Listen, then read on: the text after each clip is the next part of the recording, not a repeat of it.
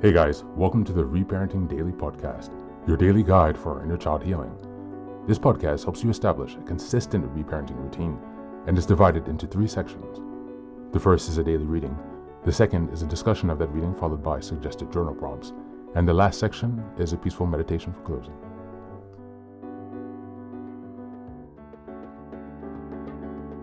Good morning, good afternoon, and good evening from whenever and wherever you're joining us. I'm so glad that you're here as we continue on this journey of self-expansion and growth. If this is your first time, welcome. Now, before we dive in, I have a few quick reminders. Please like, share, and subscribe to this podcast on Apple Podcasts, Spotify, and YouTube. Your support here helps us spread the word, allowing us to continue to grow this community. Next, I'd like to introduce our Patreon group, where we have 3 weekly meetings. On Sundays, we have a meditation meeting. On Tuesdays, we have book club meeting. And on Thursdays, we have open topic discussions. These meetings take place at 6 p.m. CEST, so Amsterdam, Paris time. For my next announcement, I'd also like to introduce the Reparenting Daily journal, which you can find on Amazon. This journal follows along with the podcast, so each weekly and monthly themes are reflected in the journal. It provides space for you to keep your notes with plenty of extra resources on each topic to be discussed. It's an excellent tool, and if you purchase it, you can join our weekly meetings for free.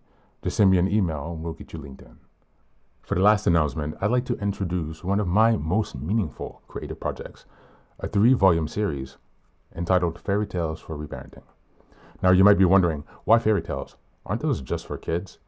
But through my personal healing journey and in studying the work of Carl Jung, Marie-Louise von Franz, and other spiritual and psychological traditions, I've come to see fairy tales as powerful symbolic maps for transformation. They carry deep, timeless wisdom, especially for those of us doing the hard work of reparenting ourselves.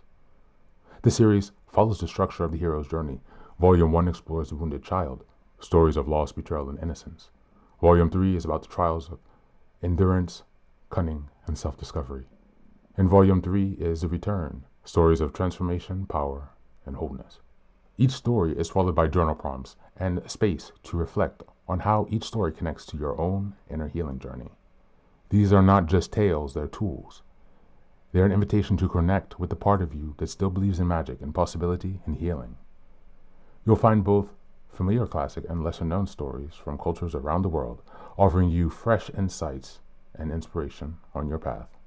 All 3 volumes are now available on Amazon. Your support means so much to me, not just for this project, but for the larger mission of helping myself and others reconnect inwardly.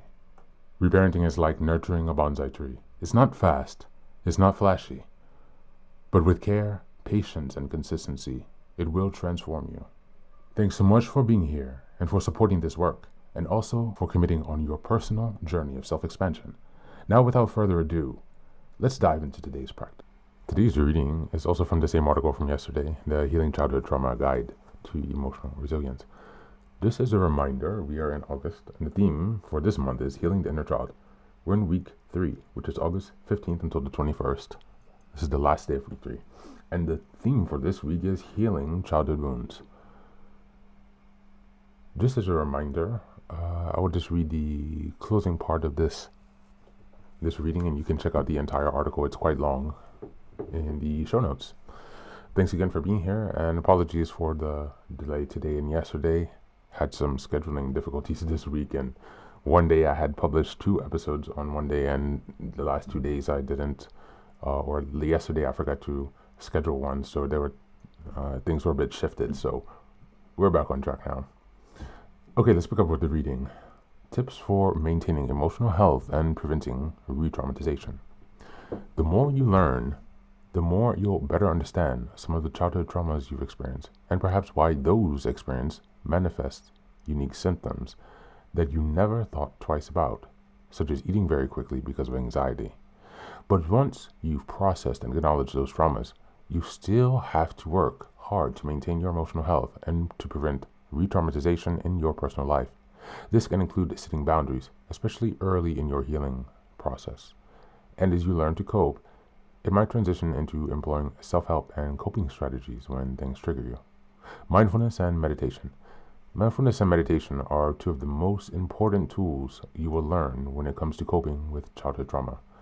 For example, when Aaron talks to his mother about his stepfather, no matter the context, the conversation always seems to come back to the abuse. Aaron, now an adult, is trying to heal childhood trauma. He went to therapy to heal childhood trauma when he was very young, right after the incident with the toy race car, but he doesn't remember much.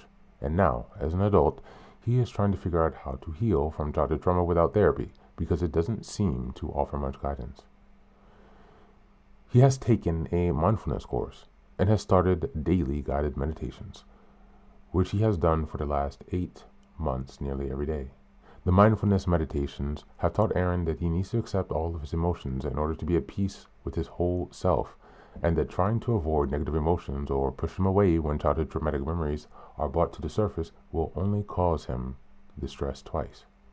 So when Aaron's siblings have taken to ignoring their mother, not calling her, and not talking to family for fear of being triggered by discussion, coming back to the abuse, and recognize that his mother is processing in her own way and that any discussion that comes back to abuse is not intentionally done to trigger him.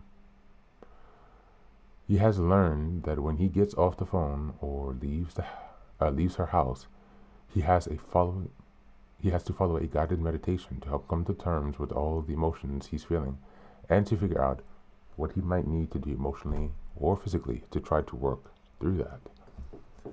Yoga and exercise. Exercise is a very important step in healing.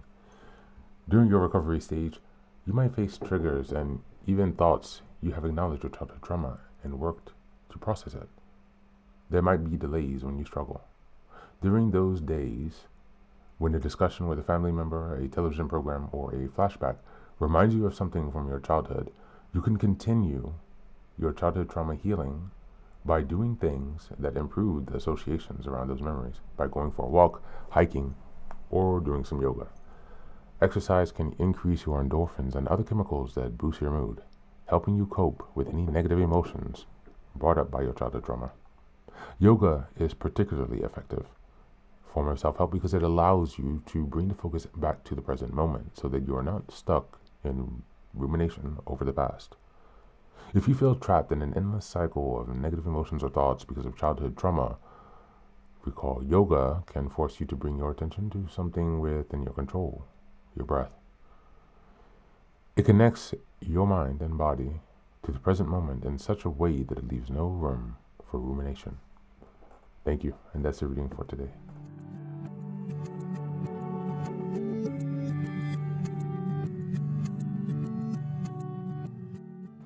This reading ties beautifully into August's theme of healing childhood wounds, reminding us that healing isn't just about uncovering the past, but also about protecting the progress we made.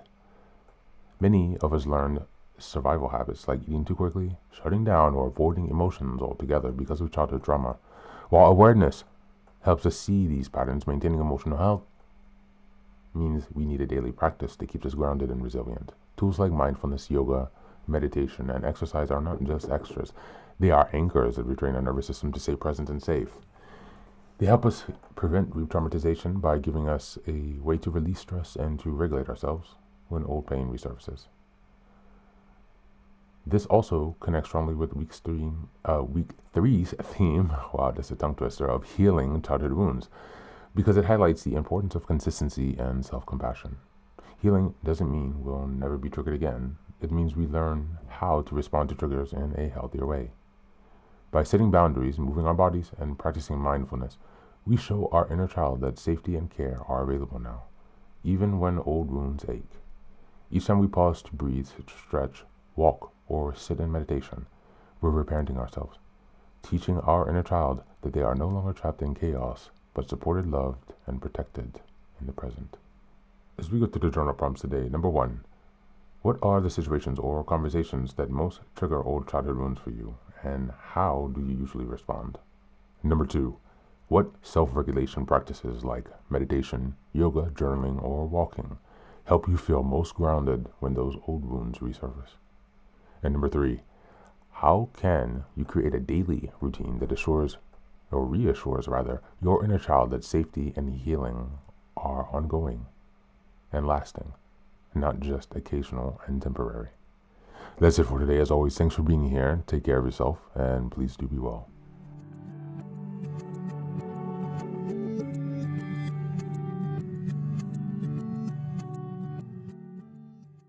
welcome back, welcome back. Now, this is the third and final section of the daily podcast. This is your silent meditation. Please go ahead and find a space where you can be comfortable and undisturbed, where you can relax and spend some time with yourself for this 10-minute silent meditation. You can choose to be sitting, standing, lying down, or in whatever position makes you comfortable today. Take a moment to simply be with yourself. Focus on your breath and gently connect with each part of your body. If thoughts arise, don't let them overwhelm you. Just observe them without attachment. Imagine them as leaves drifting down atop a river, passing by without needing your engagement. Stay present, grounded, and open to this moment, no matter what time you are listening and practicing this meditation.